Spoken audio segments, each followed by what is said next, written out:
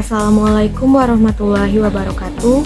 Halo semuanya, saya Aura Willy Cantika dari kelas IKMA 2021.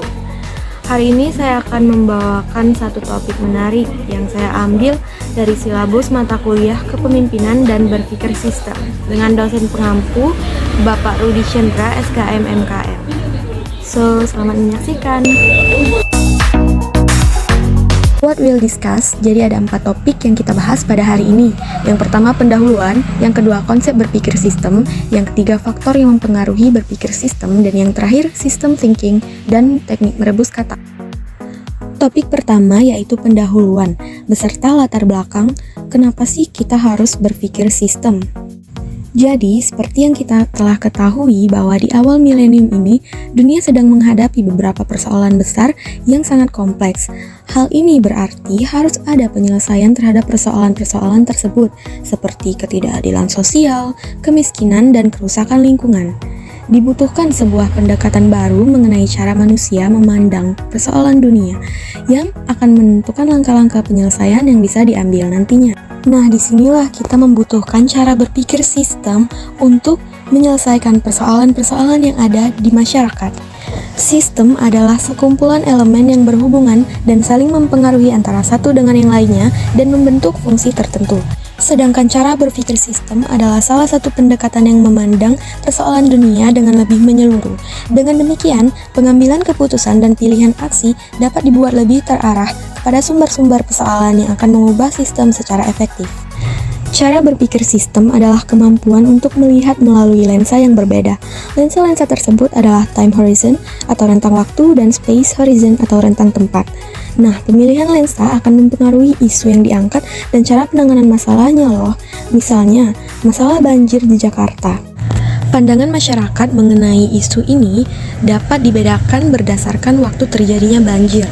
Jika banjir hanya terjadi dalam waktu beberapa hari atau minggu, maka masyarakat akan memandang banjir sebagai persoalan yang hanya memerlukan evakuasi korban dan pembangunan infrastruktur seperti tanggul darurat. Namun, jika banjir terjadi selama terus-menerus hingga puluhan tahun, maka isu yang diangkat oleh pemerintah adalah mengenai kebijakan tata ruang yang disesuaikan dengan dinamika tersebut. Jadi, pandangan yang berbeda akan memunculkan penyelesaian masalah yang berbeda pula nantinya.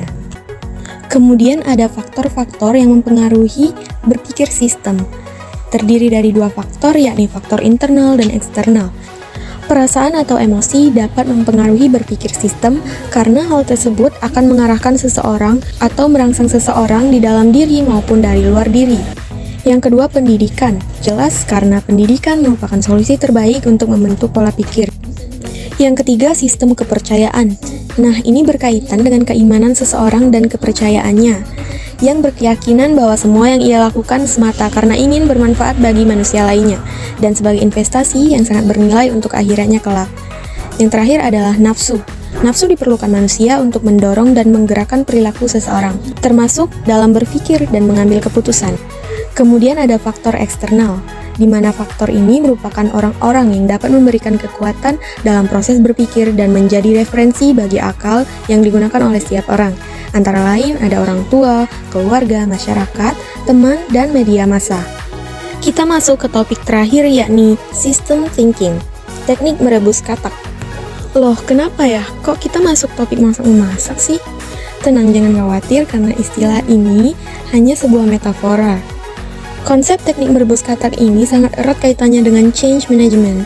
Salah satu ceritanya berasal dari buku The Fifth Discipline dari Peter M. Senge, di mana jika Anda taruh seekor katak di sebuah panci berisi air mendidih, maka secara refleks katak itu akan melompat keluar panci, sehingga selamatlah dia.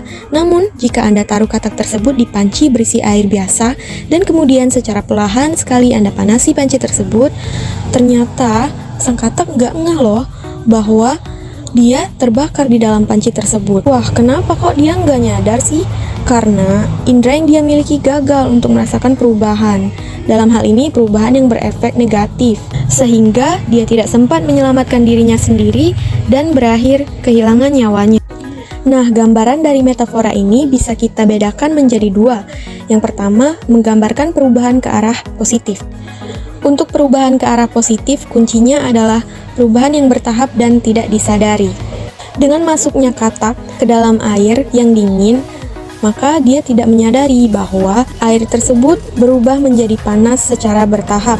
Nah, sistem seperti ini dapat membantu kita untuk menyesuaikan diri sehingga perubahan yang kita inginkan bisa dilakukan. Sedangkan dalam perubahan ke arah negatif, contohnya adalah degradasi atau downgrade yang sangat pelan dan pelan sehingga kita sebagai pelaku di dalam sistem itu tidak menyadari. Contohnya korupsi yang awalnya hanya mengambil uang sedikit-sedikit dan sangat remeh, namun kemudian orang tersebut tidak menyadari bahwa akhirnya uang yang dia ambil semakin membesar dan hal tersebut tidak bisa lagi dianggap remeh.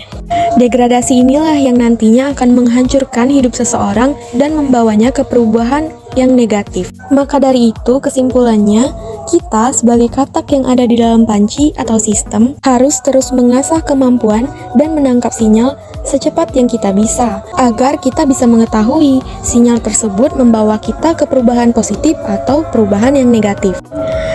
Sekian video singkat yang saya buat pada hari ini. Lebih dan kurang saya mohon maaf dan terima kasih telah menyaksikan.